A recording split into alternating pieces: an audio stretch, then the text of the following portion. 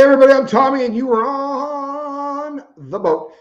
Jane Aldridge, good to see you. Karen Dahl, welcome. DS Kitty Diane, how are you doing? Sandy Wendy, what's up? So we did a show earlier and you know what? That was a lot of fun. Critical Thinking 101. We were talking about Kevin Spacey. It was a good time.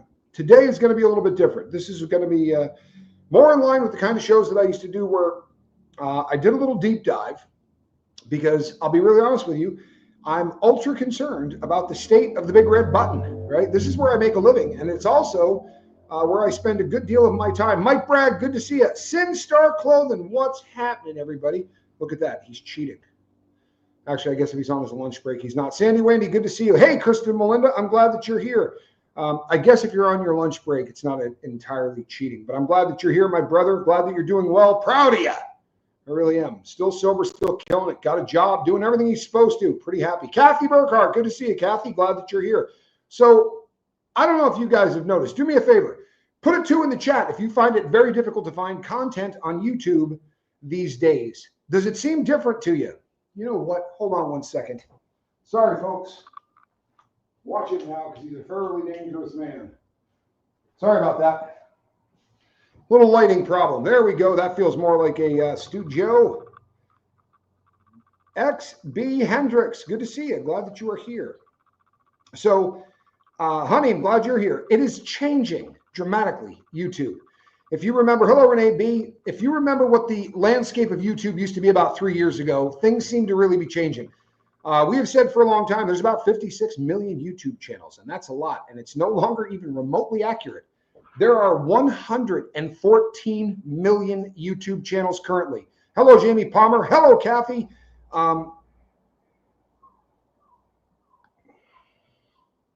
Many of us are complaining our numbers are down. Yeah, well, definitely. But that's kind of seasonal. We are in the holiday season. Numbers drop in the holiday season. But I'm referring more to the changing landscape of what is exactly going on with YouTube.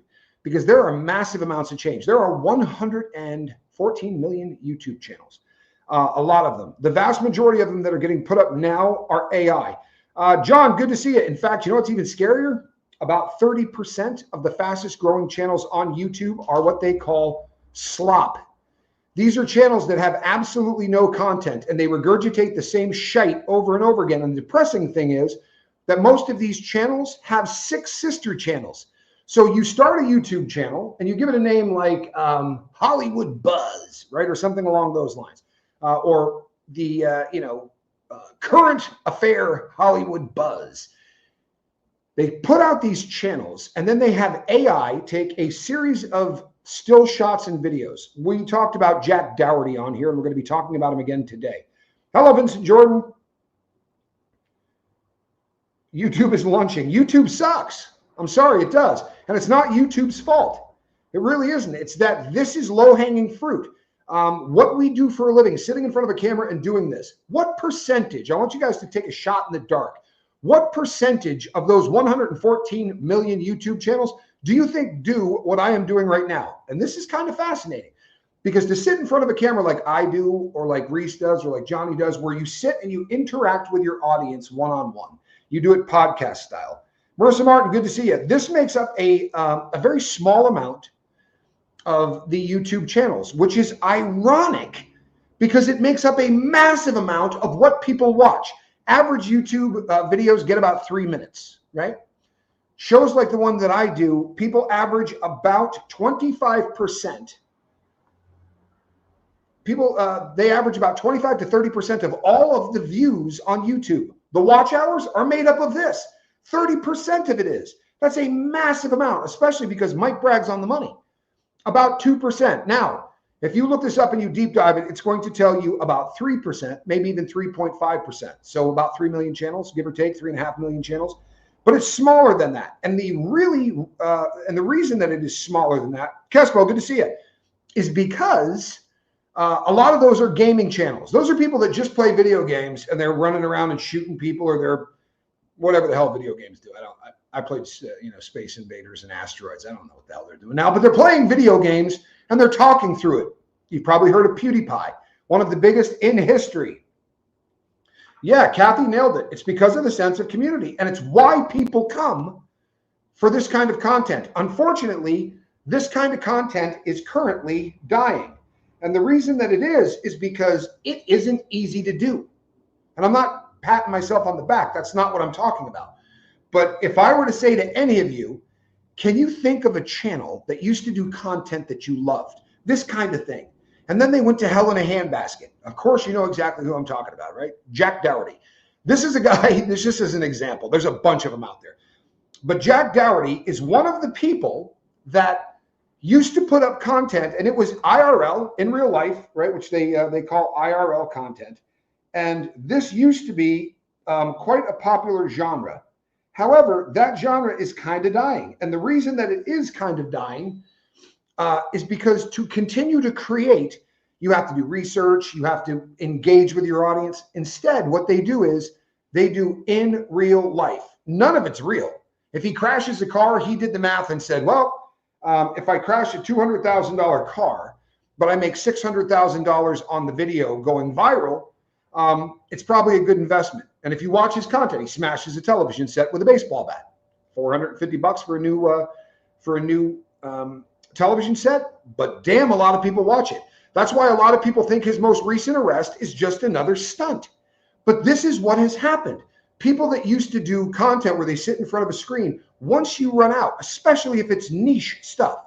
So people do live stuff talking about cars, or they do live stuff talking about watches, and they kind of exhaust the content. And then they shift because they see their numbers begin to drop, and they go out and they start doing other stuff. They do IRL. In real life, content used to be actually watching what people do, right? And it's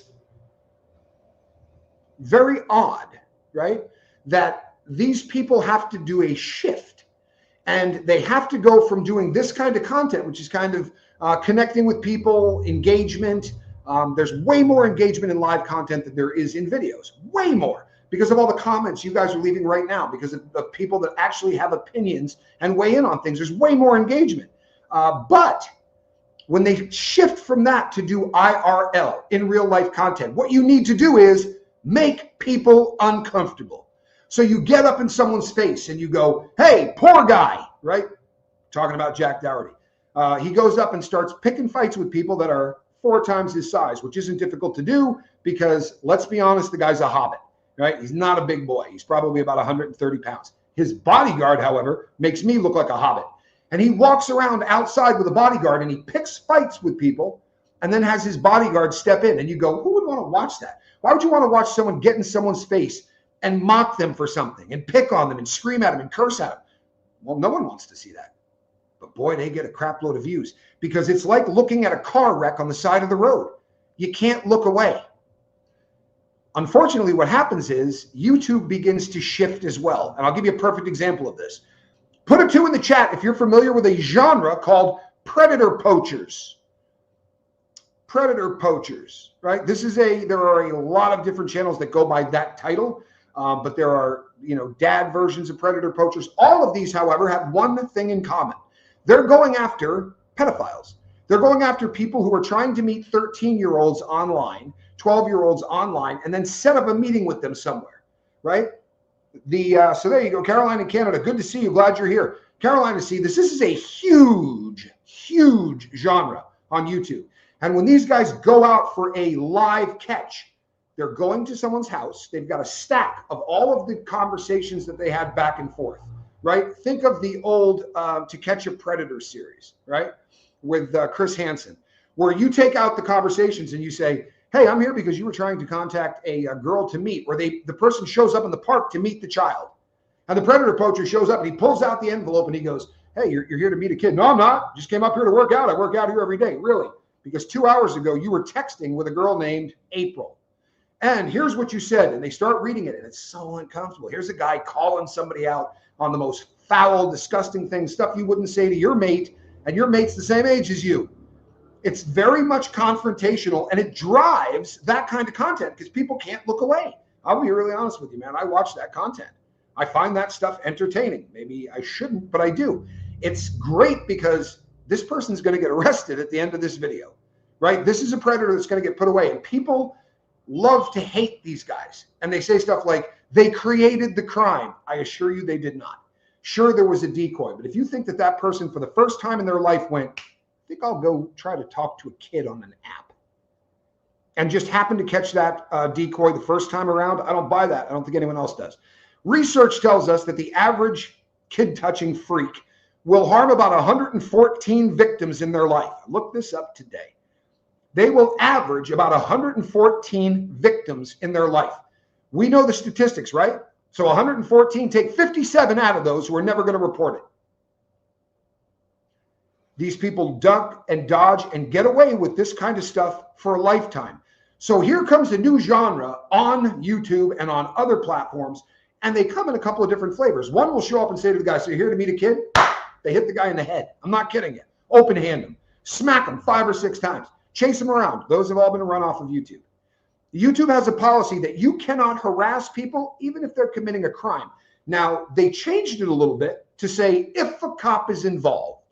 If you have a police officer involved and at the end that police officer shows up and arrests the people, then that content is legit.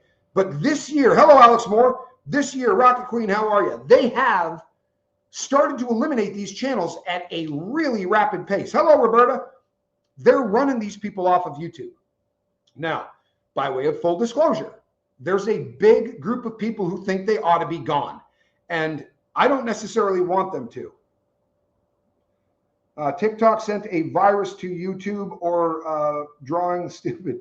I don't know. Don't know anything about that app. I go nowhere near it. Bad app. But one of the big ones is a guy who calls himself Gordon Flowers. And Gordon Flowers he has a predator poacher channel called Predator Poachers. I think it was the original one under that name. You can correct me if I'm wrong. But he's got spinoffs. He's got Predator Poachers Long Island. He's got Predator Poachers Illinois. And he will go out and do content with these people. He currently has arrests in 42 states where these people have been arrested and prosecuted. Hey, it's my girlfriend. Relatable Reese, good to see you. I'm glad that you are here. Stick around. I'm talking about a subject that you and I talk about a lot. And I don't mean predator poachers. I just mean the amount of live content that's on YouTube. Literally less than 2% of YouTube is what we do. Most YouTube channels, you will never see the creators, and that's getting worse because of AI. Narcoleptic Chihuahua Production 1801. Good to see you. Glad that you're here. Gordon Flowers recently went and did a predator catch. Did everything right. He doesn't harass these people. In fact, he goes the complete opposite direction. He'll show up and say to the person, look, I know you're not a bad guy, but you made a mistake, and we're here not to get you in trouble. Of course they are, but you got to get them to keep talking to you because these people are going to confess. Gordon Flowers doesn't have to say, let me read you your rights. He's not a cop. So if the person sits there and says, yeah, I've got images of kids on my computer, he can be prosecuted for what he just said. Kevin Arthur in Lakeland, Florida, good to see you. This is a very popular genre. Now, Predator Poachers Long Island got removed. Why?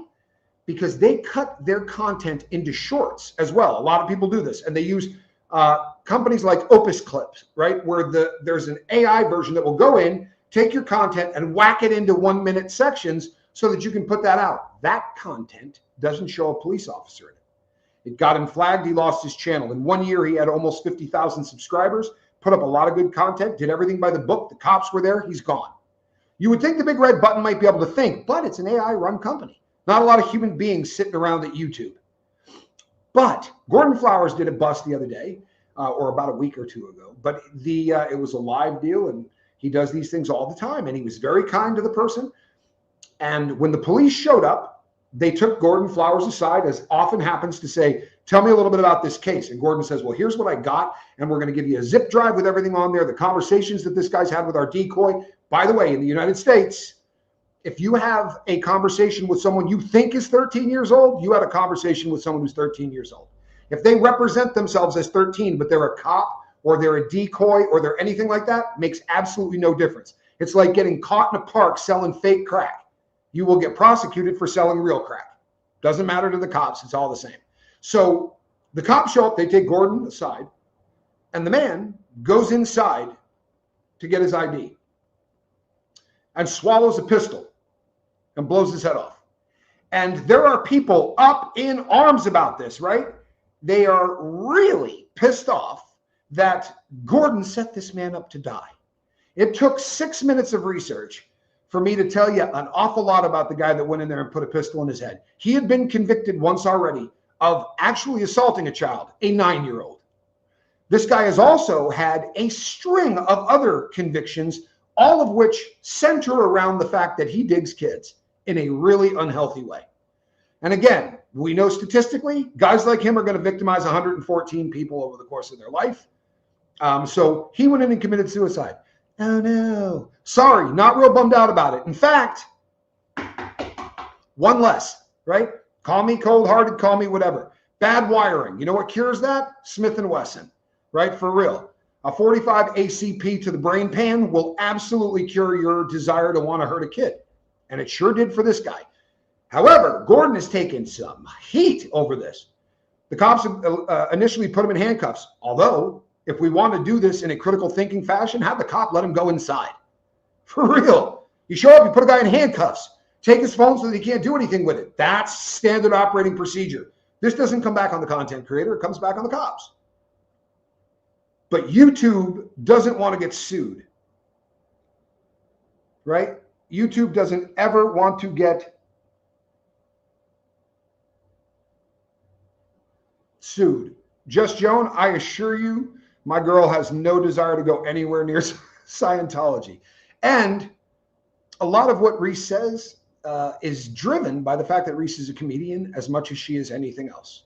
I think that's probably the influence of George Carlin as one of her parents.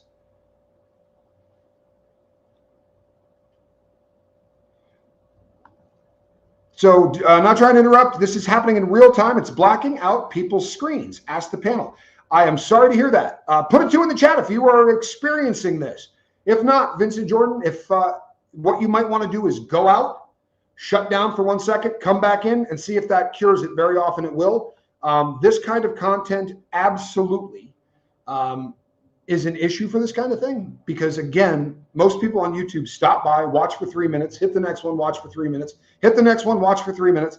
When you show up on one channel and you hang out for 30 or 40 minutes, the odds that things are going to happen that don't go according to plan happen more often than not in live content. Very often you going out, shutting down briefly and coming back in is probably your best bet. Just Joan, I'll agree with that. That's one of the reasons that I intend to spend the rest of my life with her. She is absolutely one of the most fascinating people I've ever met. And in spite of the fact that there are a crap loads of reasons that she could be a serial killer, she's just a funny human being instead. However, every once in a while that funny might scare you. Trust me when I tell you it's funny. I walked in on her saying, yeah, I'd rather admit to getting gangbanged by 400 people than listening to Creed. As her boyfriend, I wasn't too concerned about the 400 people. I'm pretty aware of her sense of humor at this point. Barbara Wade, good to see you. I'm glad you're here. It was good timing to walk in, though. But this is an interesting phenomenon. This is a very popular genre that YouTube is probably going to get rid of. And this is one of those things that if lawsuits are going to be threatened, then they're going to bail. And they're going to bail on something that tons and tons of people watch and find very entertaining. And they're not going to go away. They'll go to Twitch, or they'll go to Kick, or they'll go to some other streaming service. But this kind of content, although it makes up a massive amount of their watch time hours, about 2 billion in the first quarter of 2025, 30%. It's only done by 2% of the people. And you would think that this is a crazy statistic, but the number of channels that do what we do is shrinking. And the amount of time that people watch the stuff that we do is increasing at a massive rate. Supply and demand. You would think more people would show up and do these kinds of podcasts. However, it does require a lot of effort. It requires a decent amount of work. Even if you don't have a subject matter, you're working without a net. You're coming out here and talking to people and you're working through stuff. Start paying attention to how rarely you see a owner, a manager, a creator who actually shows their face. And there are some great, huge channels that do. They don't often do it live. One that comes to mind because I'm a huge fan is Rotten Mangoes. Absolutely amazing channel. If you've never seen her, you should go over there. really does amazing, amazing work. However, she doesn't do it live, right? She does this canned. She does 2-hour shows. Her research is impeccable. But to do this live, to come on and interact with people, knowing full well that you could get a jackwagon who's going to pop up in the chat and ask me to describe the time that I was sexually assaulted, and they would say it far more foul than that. 1 month sober tomorrow. Hello. TXJ005. That is the coolest thing that I have heard all day long. A month, I'll tell you something right now. Every other month you do is going to be easier than this one. I promise you. As somebody that spends their whole life doing this, every single month from this point on, my friend, will be easier. The first month is the most difficult one to get through. People, let's put a 3 in the chat as a congratulations, because that's gangster. It really is. The holiday seasons are going to be tough. Christmas is going to be rugged. The first Christmas without dope is a very difficult thing. So are all of the others. But the first one's going to be really hard. So come here. Come here, and I mean YouTube. Find content where people are actually talking and you can interact with people in the chat. Connection is a beautiful thing. If you're going to meetings or you're doing anything like that in the real world, TX, then keep doing it. Keep doing what is working. I think that, honest to God, that is maybe the coolest thing that I've heard all day long. Congratulations. Good Lord, that's cool. Don't think most content creators have a large enough brain trust to do what you do, Reese and Johnny do. It requires thinking on your feet. It requires actually having real thought. Most don't. Yeah, lots of family time. Boy, you can't go wrong with that, Tex. Cannot go wrong with that. That is absolutely awesome. Keep that up and keep talking to people that want to make their lives better. Eliminate the people, the places, and the things that made you addicted.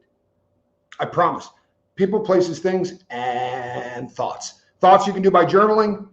Connecting with family is one of the best things that you can do. Keep doing that. Carolina Cantor says, love rotten mangoes. So do I. Talented woman, does absolutely amazing content. I love what she does. I really do. I love what she does. But channels like that are not as popular as they used to be. And the reason is they require effort. I could go right now and say to AI, I want to talk about how bad YouTube is getting. Get me 70 images and some videos. I want to highlight this, this, and this. Give me a script, put it in somebody else's voice or put it in mine and have it ready for me. I hit return. That bad boy would be done in 2 minutes. And I could just come and put it up. And then I could put it up with a different thumbnail and a different title on 6 different channels. See which one gets the most traction. Take that and move it to my main channel, which is growing faster than anything on earth. It's garbage, but it's real. Angie Mo, good to see you. This is a problem. My tongue feels like it was squished by a hot hammer. Sounds like something my brother would say. That's probably pepper related. Sounds to me like maybe Reaper, although that does get the back of the throat pretty hard too. 2% of all of the channels out there are doing live content. And that doesn't mean they're all doing this. A large chunk of those are doing what they call IRL. And again, can you think off the top of your head of a content creator you watched who you loved, who then just went to confrontational bullcrap that's no fun to watch? I can name a few right off the top of my head. A lot of them happen to be locked up at the moment, right? Vitaly. This was the guy from Russia, one of the biggest content creators on YouTube at one time. He did stunts and pranks, and they were fun. And then he got out of control, and he started getting in the faces of people and doing things that just made you really uncomfortable. And sure, people don't look away, but it makes you really, really uncomfortable. Then we've got Johnny Somali. Now, Johnny Somali never did anything that didn't make you uncomfortable. But he does stuff that you go, oh, why? You're the bad guy. Why am I watching you? Right? You are the problem on planet Earth. Why am I watching you? I don't know, but a lot of people did. Guy made an absolute fortune. He's also locked up currently. Slightly different way. He's just not allowed to leave South Korea. And prison is on its way. Vitaly is locked up in the Philippines, and he's locked up. He's behind bars. The last picture that came out of him, he is emaciated. He looks like he's lost 70 or 80 pounds. I've been to some rough prisons. The one he is in, I've never seen anything like that before.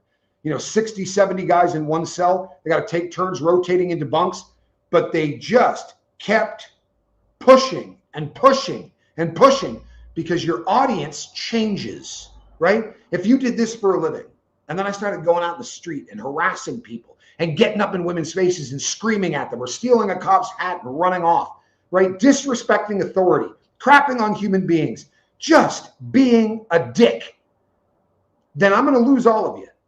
But I may not notice it because at the same time, I'm going to pick up a whole audience of people that just love that kind of garbage, right? They trade one audience for another, but you got to keep upping the ante. You got to keep upping the ante. You got to keep upping the ante. And this is why a lot of these people end up incarcerated, because the confrontations aren't enough anymore. You got to keep pushing it. You got to keep pushing it. Amazingly, YouTube will let you do that. They will. They'll let you do that kind of content. If you're doing that to a pedophile, there's a decent chance they're going to step in and go, no, we can't allow that. Like 3 I used to love are gone or locked up. What happened, says Kathy. What happened is exactly what I'm saying. Especially people that do it in a genre. You run out of content. You run out of things to do. And if you're susceptible, right, to looking at analytics. Now, I look at analytics, but I don't care. I'm looking at analytics for things that have nothing to do with, like, losing subscribers, gaining subscribers. The metric that I want to know about is how long people are actually watching me, right? What my chat rate is. Things that let me know whether or not my audience is engaged. Because at this point, I'm not going to change who I am for anybody on this planet. I'm not. If you had asked me that 6 months ago, I might have had a slightly different answer. And I have changed, but I'm not changing anymore. And my real life isn't here. I don't do in real life content. I am a podcaster. I come here, I do podcasts, right? I will never turn into somebody who's going to go out and make you uncomfortable by calling somebody a 4-letter word and screaming in their face or dumping stuff out on their table while they eat. Right? It's just kind of gross, right? However, we kind of become accustomed to it. You know what? I would have suggested this, but my girl did about 6 days yesterday on a Zoom call and has just done a lot of content in the last 2 or 3 days, and I would like to keep her throat in good shape. It's not what I meant. Perverts. Every one of you is a weirdo. But I promise you, we will be doing some coming up this week. We really enjoy doing content sitting next to each other. And it's a very different kind of live content, right? We talk about relationships and we do it in real time. And it is a different kind of without a net, right? When you have two people that love each other and they go live and hash through things and let people fire questions at them and talk about things that are difficult, things that are beautiful, and wrap all of that up into one package. That is a very, very unusual thing to see people do. And if I may be so bold, I've watched other people attempt it and they're not very good at it. I don't think it's a skill. I think it's a relationship. And I think that if the relationship is interesting, and holy hell is our relationship interesting, then the content is going to be. And I think that's very much the case for people sitting and doing podcasts. A couple of different kinds of podcasts, right? That even do it live. One is going to be interview style. And your job as the interviewer is to kind of pull yourself out so that you're highlighting the person that you're talking about. My old friend, Sean Atwood, is excellent at this. Lets somebody come on, ask some questions, and just lets them do what they do. Very interesting content, also very different. Then there are the people that literally just sit down, hit play, and go. If you start narrowing out all of the other in real life interview content, podcasts that do what we do, like what we're doing here right now, you're looking at about 1 million out of 114 million channels, right? And people go, yeah, Rogan's like that. Actually, he's not. I mean, it may seem that way, but he's not. What Rogan does is sit down and talk to people, or even do a show if he's not talking to people, but he might talk for 4 hours, and then the editors are going to take that, pull it together, put it into a 2-hour show or whatever, and they may run it as an instant premiere so that people can get in the chat and start talking, but he's not interacting with his audience. And I'm a Joe Rogan fan. I like Joe Rogan, and I think that he's very, very intelligent, very articulate in a few genres. I think he would have a difficult time doing this live. I think it would make him very uncomfortable. I think it makes most people very uncomfortable. Unfortunately, this is connection. I am a big fan of connection. We talk about this all of the time. The ability for someone to come in here and say, hey, 30 days sober today. Okay, whatever we were talking about is going to stop, because 30 days sober is worth celebrating. Or someone that comes in and says, I just got difficult news and found out that I have cancer. To go from laughing your ass off and talking about a gangbang or talking about a fart, and then to say, oh my God, what happened? To shift on a fly to do that isn't something you teach somebody. They can do it or they can't do it. But that's connection. And the beautiful thing about it is not that the person sitting in front of the camera can do it. It's that the audience who is actually invested in everybody here will go, oh my God, let me pray for you, right? Let me send you positive thoughts or whatever. Hey, I know someone who had a similar kind of cancer. They made it through. Do you understand what this does to people? Especially in a world where, unfortunately, technology and this bad boy right here has gotten us to the point where if all you do is hold on to one of these all day long, you're not connecting. Even if you're sitting there and texting your best friend, you're not connecting. That's not what that is, right? It's like being a news anchor. Yes and no, Quibs. It is kind of like being a news anchor. The difference is a news anchor can look over at the producer and go like this, and they're going to go, we're going to go to a commercial break. It's like that, but it isn't.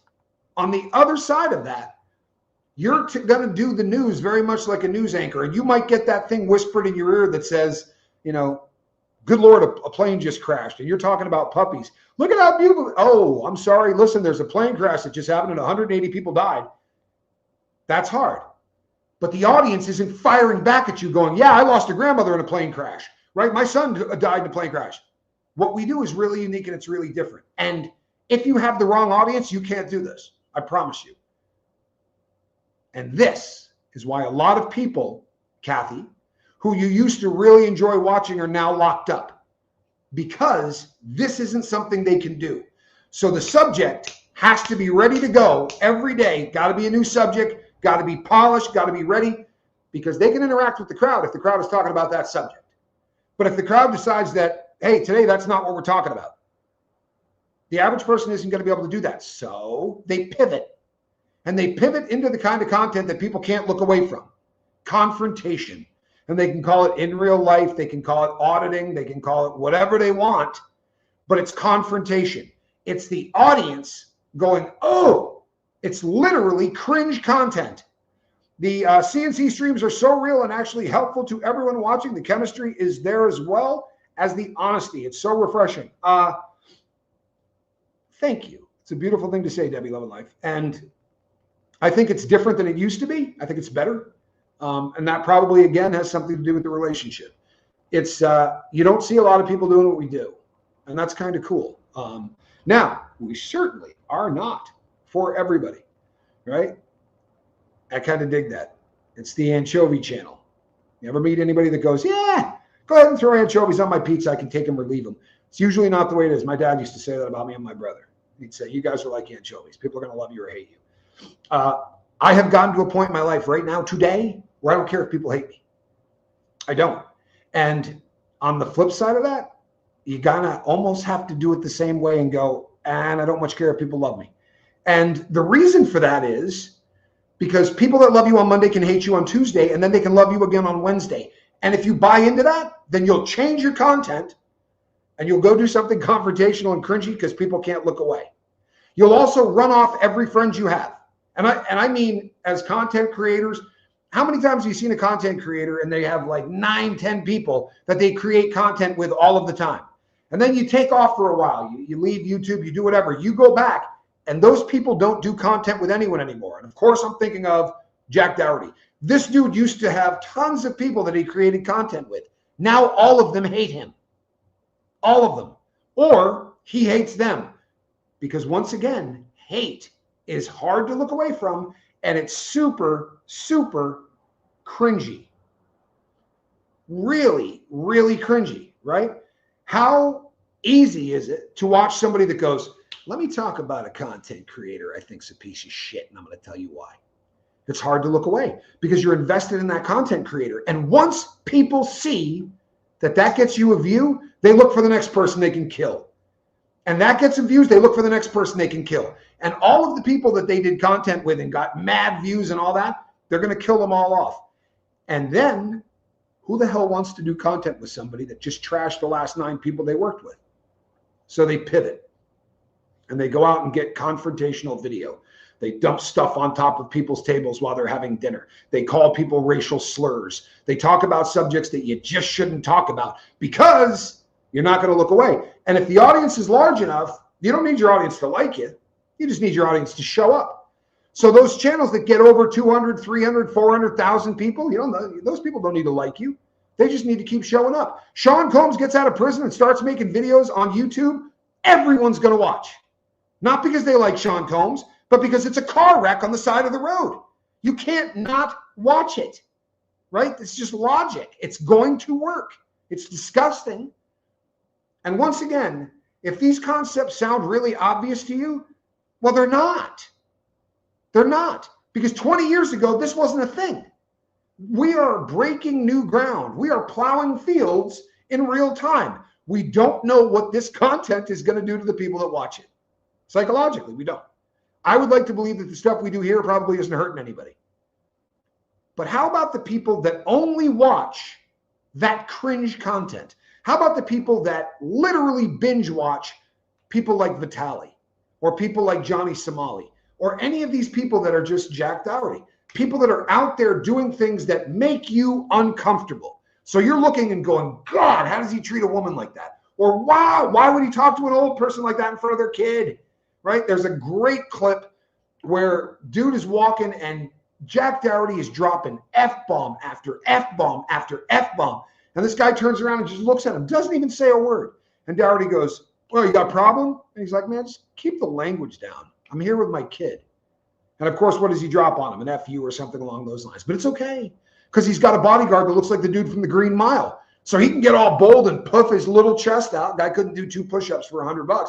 But he can puff that chest out like, I'll kick your butt. Go ahead, kick his butt. And we watch because it's a dumpster fire and we can't look away. You follow me? You just can't look away. Yeah, congratulations on your sobriety again, Dex. That's amazing. The ones I despise are the hate bait videos where people say things like, I just lost my $45,000 food stamps and I can't drive my new BMW to the grocery store. Fake bait. Well, and I'll tell you something. Here's another phenomenon. I'm a true crime guy, probably because I spent a lot of time, hey, Lovejoy, in true crime. I lived that life. Once you get out of that, it does leave a bit of a stain. So I tend to watch that stuff because I understand the relationship between a judge, right, and somebody that's being prosecuted. I understand the interplay between defense and prosecution. All of that stuff, unfortunately, I was locked up in for a long time in my life. So I do watch that stuff. You know what the new thing is? Now you have, instead of JCS, which was a huge channel that started this genre, and they could go and do Freedom of Information Act, FOIA stuff, to get all of these interrogation videos. Now there are 1,000 channels that are firing as fast as possible. They hear about a car wreck. They hear about a DWI. They hear about any case that's got some legs. They want to be the first person to get out there and get that video and put their big watermark on the back so no one else can steal it, right? So if you can't get new content, what do? You go through your old catalog and you pull up a video and you show a picture of a girl being interrogated who looks like she just stepped off of the pages of Playboy. She's not actually in the video, but sex sells, and they probably didn't come up with it themselves. They probably had AI do it. Or the video says, the title says, person caught in the act ends up taking their own life. These are 1 hour and 45-minute videos. You get to the end of it and go, the hell is that? Nobody lost their life. They don't care. It's got 1 hour and 45 minutes. Now, you may not come back and watch it, but the odds that you're going to look at the channel name and go, okay, Lifeboat. Yeah, I'm never watching that crap again. You just go, oh, I can't believe I got clickbaited. 3 days later, you see an even better clickbait title and you go, ooh, I'll watch this. And most of us aren't going to speed to the end to see the money shot. Most of us actually want to watch this. Now, I have a very unusual memory. I don't watch these things twice. So I pull it up and turn it on and go, crap, man. Crap. Right? I saw this one 1.5 years ago, right? They're just recycling stuff because the FOIA requests are flying. This is a genre now that keeps people engaged for 1 hour to 1 hour and 45 minutes. Where if you're making videos, AI or otherwise, you'd be lucky to get 3 to 8 minutes of engagement. kind of frightening as hell that is that's the brain pan or the attention span of the average person you're targeting. Not me, because I don't target people for videos. I target people for podcasts, for live stream stuff. And you may read it and go, Kevin Spacey, I don't care, right? So you're not going to show up. Or you'll show up for 4 minutes and go, yeah, no, this isn't for me. But I may talk about something else where you go, holy crap, it's Diddy. Most people show up for Diddy. But it's a pick and choose. It's a one from column A, one from column B. But this makes up a massive amount of the total amount of time that people watch YouTube. Yet the amount of people that are creating this kind of content is shrinking. David Booley, good to see you. Why? Because as more people start to go, I'm not watching AI BS anymore. I'm going to watch live stuff. They go and find the people that do live stuff. And their catalog from the past may be fantastic. But if they've done 4,000 or 5,000 videos and they've kind of run out of things to say, right? It's not a current affair kind of a thing. You know, if you're talking about current affairs, it kind of keeps you in business because you have an opinion on everything that comes up, or you can do a little research on everything that comes up. But if you're talking about cars or motorcycles or something that you have a niche, you have a small sort of area of expertise. Once you've exhausted that area of expertise, we need something that's going to bring back the numbers because you watch it dip, right? You're doing 25 million views a month, 30 million views a month. It gets down to 10. And instead of going, you know what? It'll come back. It's probably seasonal. You go, hey, remember that one time where I went outside and called that woman a 4-letter word and 200,000 people watched? Maybe I'll just do that every day. And that is why, folks, that so many of the content creators that we used to watch on a regular basis are incarcerated, are locked up. Because if you do IRL, in real life content, and you're doing it cringe style, where I'm going to make you uncomfortable watching and you're waiting for the police to show up. You're waiting for the person that you're beating on to swing at you, right? I don't want to pick on any genre, but one of the ones that's huge is called auditing. And what auditors do is they show up with a camera and they walk into a police station and just start filming. Can you legally do that? You can. You can legally do that. You can walk into a library legally and just start filming. The Supreme Court has said that when you leave your house, you have no expectation of privacy. The United States Supreme Court has ruled on this, right? You know what, Reese? No, people would not call you cringe. What they would say about you is that you do stuff like comedy, and that the term that we used to use in public speaking is blue, right? The word is blue. You might catch a couple F-bombs. You might hear some 4-letter words, and there will be subject matter like vagina, penis length, things that are not considered mainstream, but that's not cringe. It may make some people cringe, but cringe content is where one person is making someone else, normally someone they've never met, very uncomfortable, like the auditing. They show up and they start filming people that are walking out of shopping malls.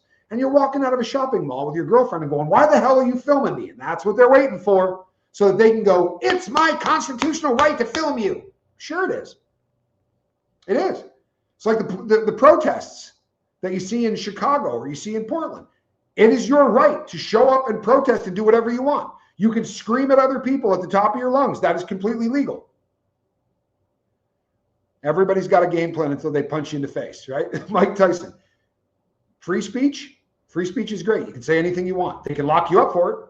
They can. Not for the ability to say the free speech. But if you cause a problem, you show up and start exercising your free speech and someone else comes up and goes, hey, I don't want to hear that. And you shove that person, your free speech just became an assault. You show up and say, I'm not letting any vehicles pull out of this place. Your free speech just became a felony because you are impeding someone else's right to travel, right? Or in the case of Portland, we're not going to let government vehicles pull in and out of this ICE facility. That's a felony. You may think it's free speech. It's not. You can stand on the corner, let those go in and out like this, and for the rest of your time on planet Earth, scream about how bad ICE sucks.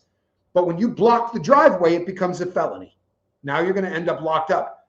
But if all you do is stand on the corner and scream, no one's going to watch. If, however, you begin breaking the law, they're not going to turn that off until the confrontation is over. We want tear gas, we want somebody tased, we want a riot, or we want you arrested, right? Maybe a good fist fight.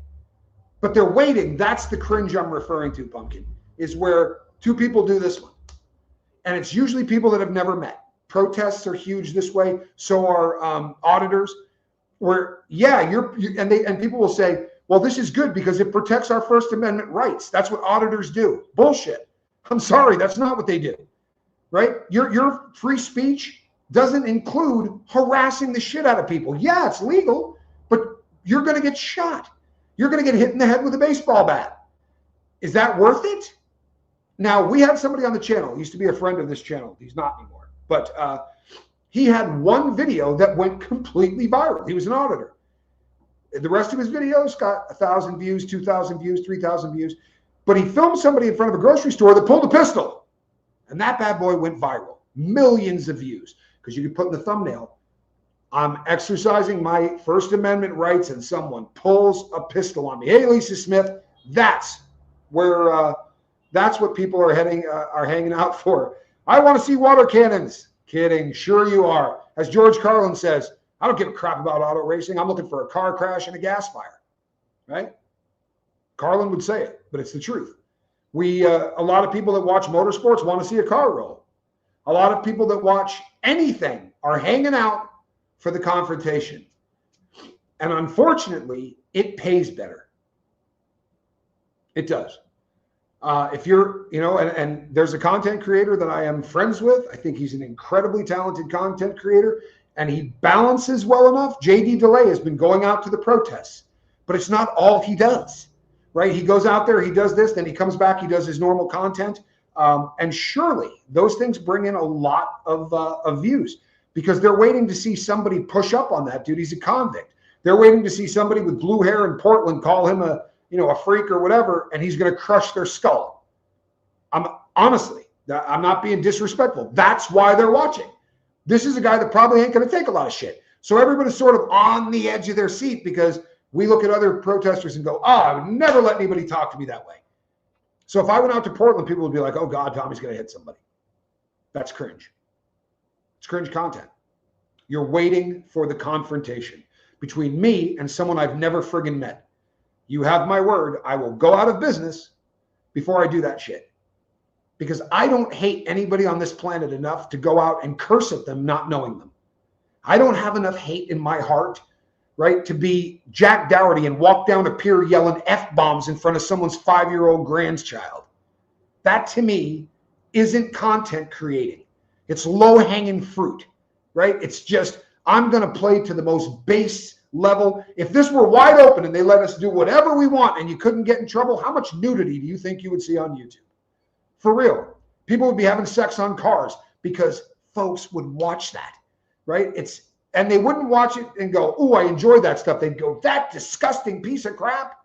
They used to joke all the time about Howard Stern and how Howard Stern, his fans would listen for an hour a day. And the people that said they hated him would listen for 3 hours a day. By the way, to the haters, thank you for all the views over the last 4 years. You guys have kept me in business during some really tough times. God bless you. I pray for you daily. Sorry so late, but working and going through a lot, as you know, but thankful for everyone's prayers. Lisa Smith, you are still in my prayers as well. The protesters in my Portland suburb are literally grannies and grandpas. Yeah, I've seen some video.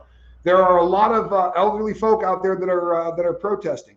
It kind of depends on what part of town that you're in, but this is content that people like, right?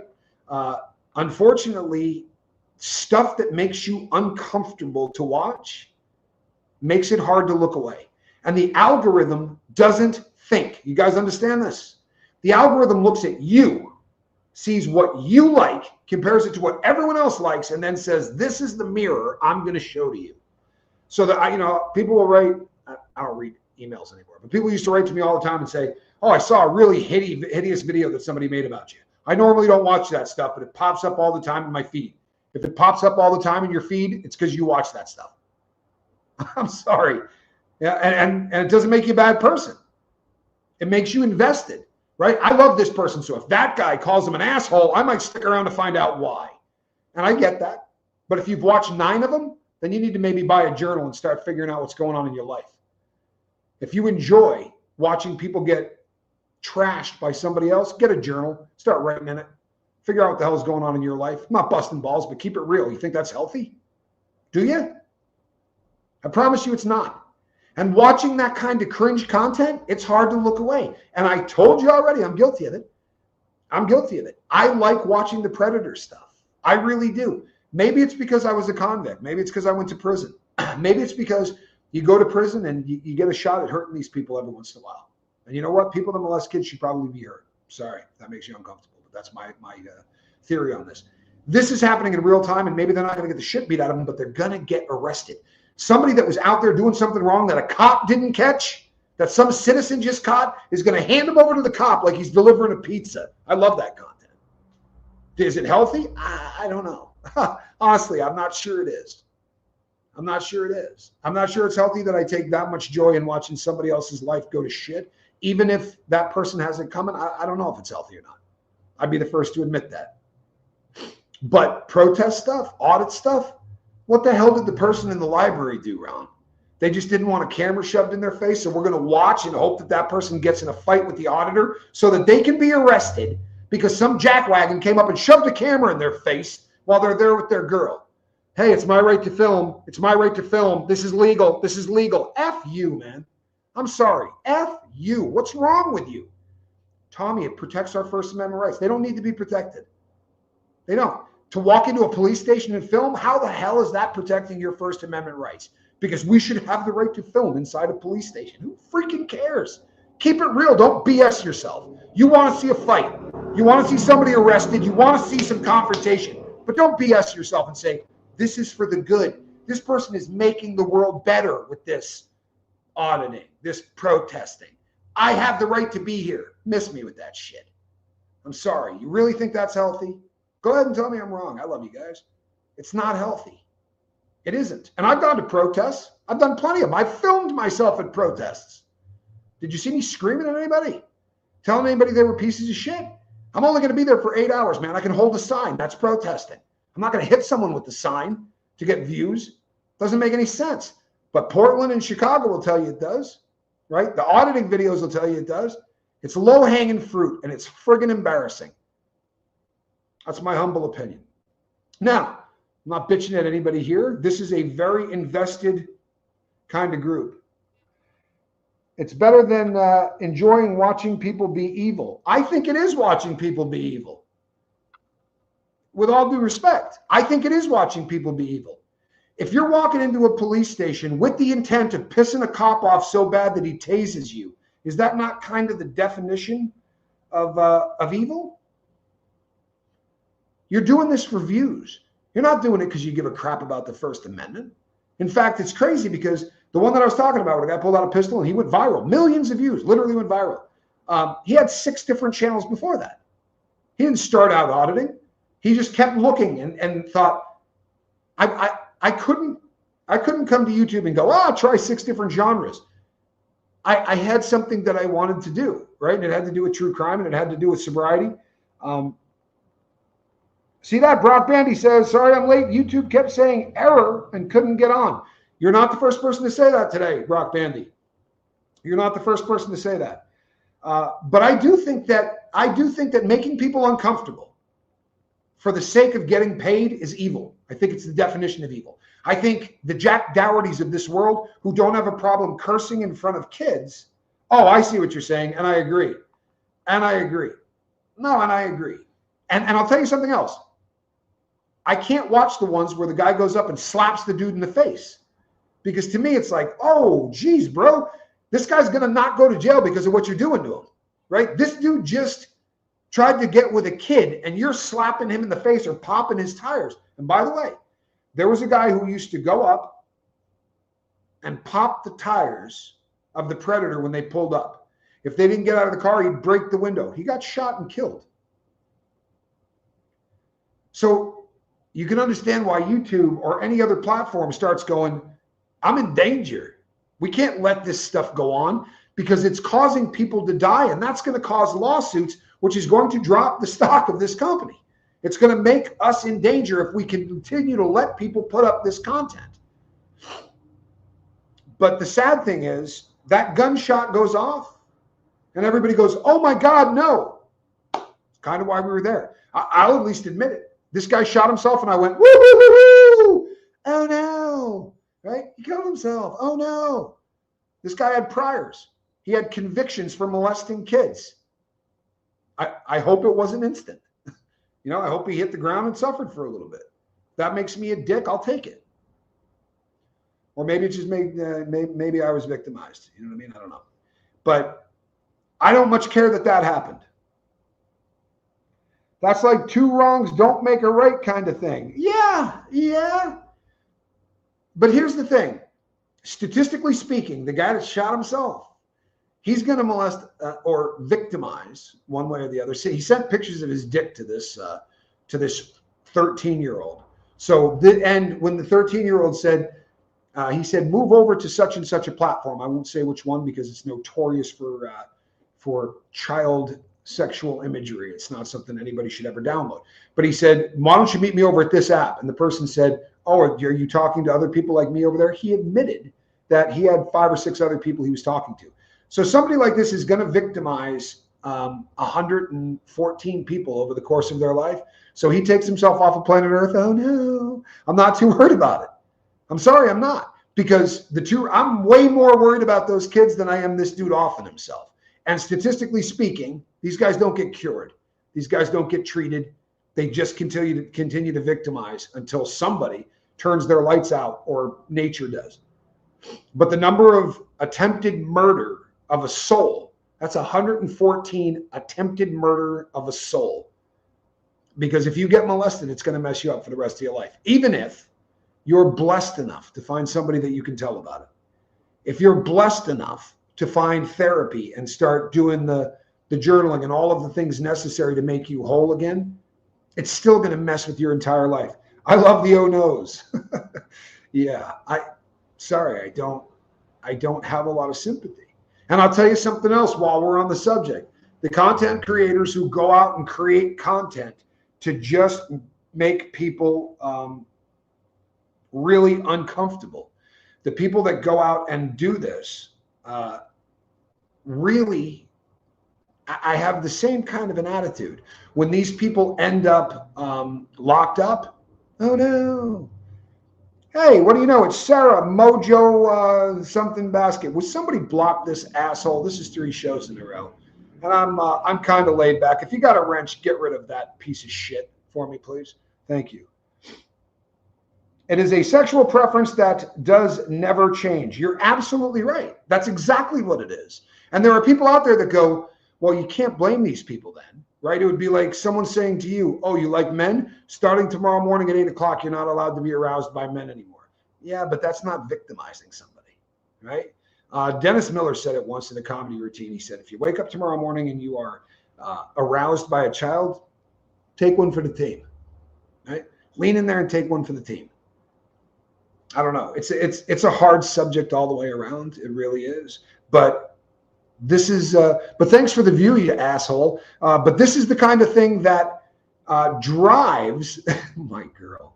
You gotta love Reese. She's just kind. See, I went the nasty way, but my girl wants to wish them a Merry Christmas. You gotta love Reese. She's just kind to the bone. Tara says, I have no sympathy either, and I don't feel bad for having no sympathy for child predators, not even the ones that don't act on it. I don't care. You know what? Oh, no. I'm with you. I would throw out a, oh, no. I'm with you. I really am. I think that there are things that can't be cured. Bad wiring can't be cured. And if this is what these people are going to do, and we know for a fact that statistically speaking, they're going to have 113 more victims after the one we caught them for, assuming that was their first one, I don't think executions should be taken off of the table, especially if we know statistically that they can't be cured. Cure them with a needle, right? Cure them with a bullet. Instead, What we're doing is we're saying, you can't call them freaks or you can't call them this. You know what you need to call them? You need to call them minor attracted people. No effing chance am I calling anybody a minor attracted person, right? That's Carlin said it. Add more syllables, right? We used to be shell-shocked. You came back from the war and everybody knew what the hell happened, right? Shell-shocked. They couldn't get over it. And then it became battlefield fatigue, right? You add a couple of syllables, it doesn't sound as bad. And then it became post-traumatic stress disorder. Shell shock, got it across. These people are pedophiles. But that's a pejorative. It's not a nice term. Neither is what they do to kids. They're pedophiles, plain and simple. I'm sure there are PDF files who don't act on their sexual orientation, and I don't know what to say about them. Well, there's a whole group of people now that actually come out and make videos and say, I'm attracted to kids, and I can't remember the acronym, and I don't give a shit. But they come out and say, I'm attracted to kids, but I'm never going to act on it. Well, then why did you feel the need to tell us? Well, because it's cringy as shit and it will get you views. Really? What does it come down to? That's cringy. Someone makes a video and says, yeah, I'm wicked turned on by 13-year-old girls, but I'm not going to act on it. Yeah, people are going to watch that. That's the kind of thumbnail that'll get you to watch. It's cringy. And it makes you wonder how many times you hear people come on and say things that they don't believe in any way, shape, or form. Because cringe works. Cursing in front of children makes you so uncomfortable you can't look away.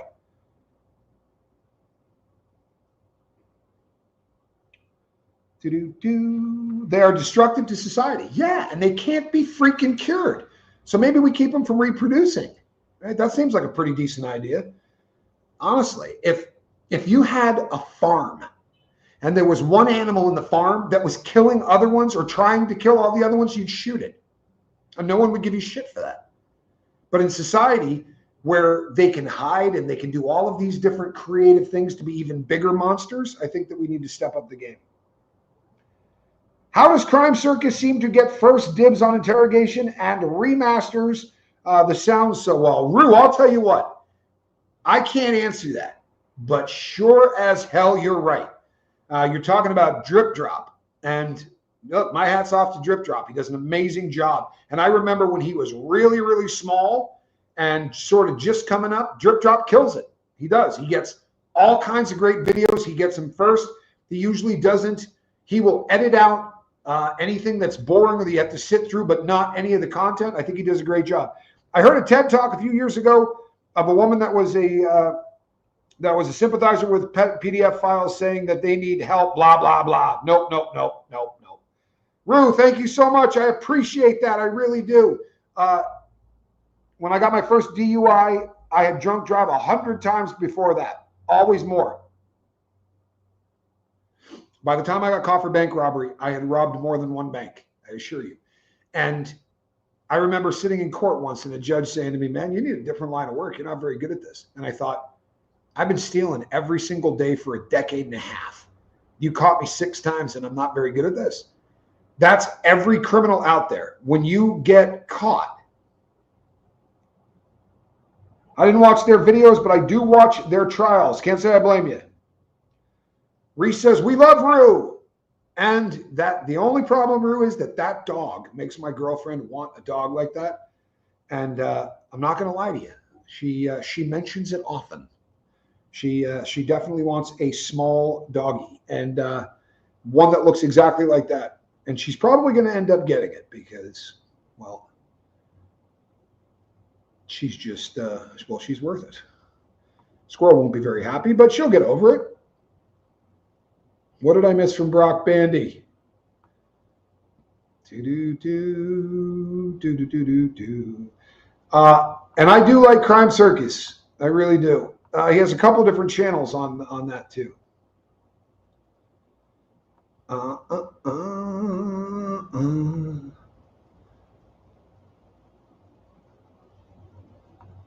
Yeah, the only thing about being a Christian, it's not on me to judge.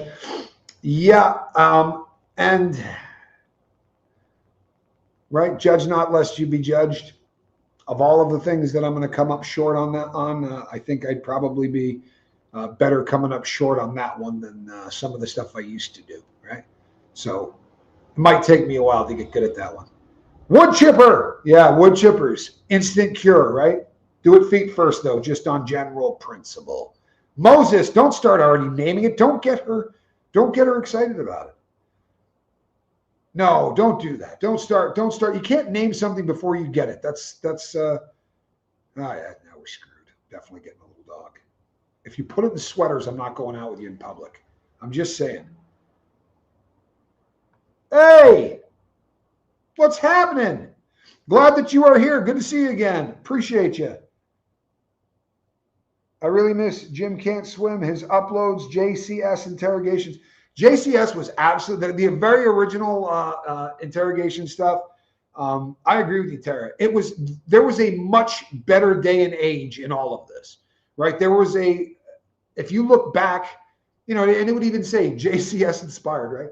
But if you look back to kind of the golden age of true crime, there are still people that do great jobs. There are still people that do interesting true crime content. But the days where you could go and watch interrogations and watch court cases is just different now. It's kind of depressing. But that's kind of the nature of the show tonight. What the hell has happened to the big red button? Yeah, they did run them off. And this is, she said they ran JC. They run off almost every great content creator. They really do. Or the content creator can't figure out a way to keep it going. Thank you again, my friend. I really appreciate you. I think your girlfriend deserves any animal that she wants. She likes animals, doesn't she? Thank you, Tara. I think you said that beautifully. Beautifully. I agree with you. Get him a sombrero. YouTube was a lot more fun about 10 years ago. Yeah, no, I agree with you. I think it was a lot more fun 3 years ago. But everyone is sold out. I used to watch Vitaly's stuff and I dug it. You could watch any of the content creators sitting in jail today were great 4 years ago. No, I take that back. Johnny Somali was never great. He jumped on the bandwagon of every other jackwagon, right? I almost said something really foul, but then the swear jar is getting full here. Armenia is probably already on the sombreros. Angie Mo, you're probably right. And Armenia is talented. Girl's got game. Girl's got game. All right, people, I got a girlfriend. I got to call her. She's going to get all kinds of upset and might get a dog. So this is the time of night where I reach out and I call her. Thank you for the support, everybody. Thanks for showing up in mass and talking about this. I will be doing 2 shows again tomorrow. If you missed the Kevin Spacey show, please watch it. Whether you think the guy's a predator or you think he's a victim of cancel culture, it is a show that I think makes a lot of people think. And that's always a good thing. It is always a good thing. I think it's weird, although good, a lot of the channels I used to follow and did not unsubscribe from, but were shadow banned, are coming back, and I'm seeing them coming back. Well, that's very cool, Tara. That really is. And I do think that there is shadow banning that goes on. You're not supposed to say that word loud. That's another one on here that can get you in trouble. I don't give a snot. But there definitely is some of that. I know I take a hit because I say rape and I say suicide and I say pedophile and I say all that shit.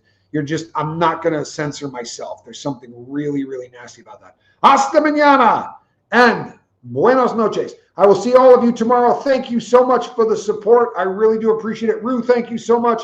Young Stolly, thank you. I really appreciate you. And to everybody who shows up and continues to do it, I love you all. I will see all of you tomorrow night. Between now and then, put a little smile on your face, do a little critical thinking. And you know what? Don't watch that cringe garbage. Honestly, don't let the algorithm think you're into it. All right? Love you. We'll see you all.